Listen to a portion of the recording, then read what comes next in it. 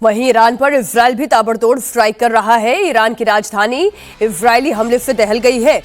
Israel ने Tehran की कई लोकेशन पर अटैक किया है। उसके मिलिट्री बेस और मंत्रालयों की बिल्डिंग को निशाना बनाया गया है। इजरायली फोर्स ने ईरान की सतह से हवा में मार करने वाली मिसाइल लॉन्चर्स पर भी हमला किया।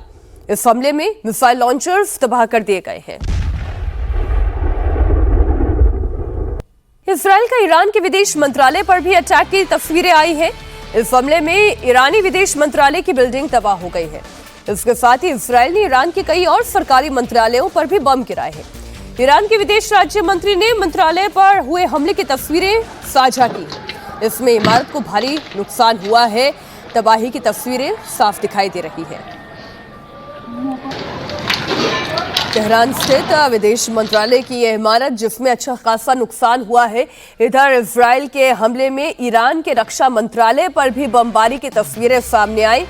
तेहरान में इस वक्त हालात काफी खराब है। एक तस्वीर हमने आपको दिखाई जिसमें पाइपलाइन पर अटैक किया गया, जिसकी वजह से बाढ़ जैसे हालात थे। फिर तेहरान की ही एक तस्वीर हमने आपको दिखाई जिसमें विदेश मंत्रालय की बिल्डिंग पर हमला हुआ। अगली तस्वीर जो इस वक्त आपके सामने है वो इनके न्याय मंत्रालय की इमारत है। यहाँ पर भी हमला किया गया।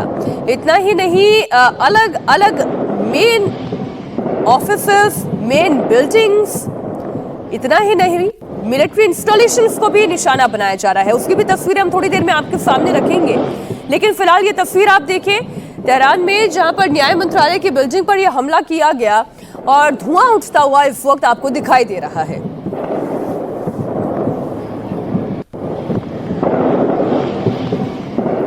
इजरायल का नेवी हेडक्वार्टर पर भी अटैक हुआ है। तेहरान में ईरानी नेवी हेडक्वार्टर तबाह कर दिया गया है। पूरी ईरान की सरकार इस वक्त इजरायल के हमले के केंद्र में है।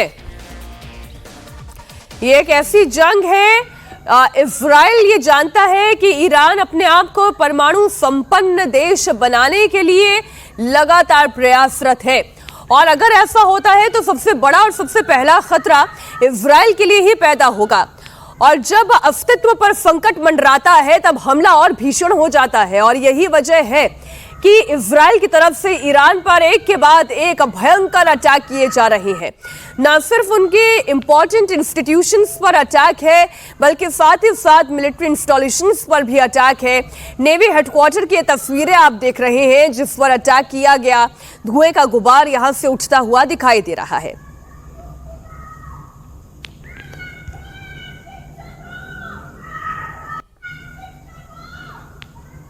इजरायल के हमले में ईरान के 3 जनरल्स की अब तक मौत हो चुकी है। आईआरजीसी के खुफिया प्रमुख जनरल काजेमी मारे गए हैं।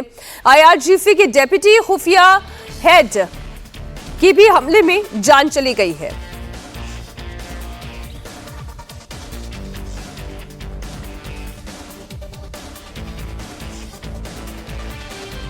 इजरायल के अटैक से तेहरान की कई हाई राइज बिल्डिंग्स को भी नुकसान पहुंचा है। ये तो तय था। ईरान अगर इजरायल पर अटैक करेगा तो इजरायल चुप बैठने वालों में से तो है नहीं।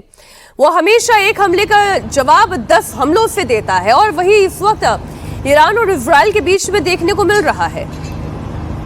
क्या सवाल ये है कि अयातुल्लाह ख़ामेनी के ऊपर इजरायल अटैक करना चाहता है? क्या उसे टारगेट करना चाहता है? ये भी नहीं है। इजरायल ये पहले ही साफ कर चुका है, ना ईरानी नागरिकों से उसे कोई आपत्ति है और ना ही वो अयातुल्लाह ख़ामेनी को मारना चाहता है।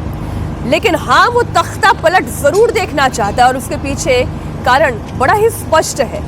ईरान अपने आप को परमाणु ताकत, परमाणु संपन्न देश बनाना चाहता है और ये इजरायल को मंजूर नहीं।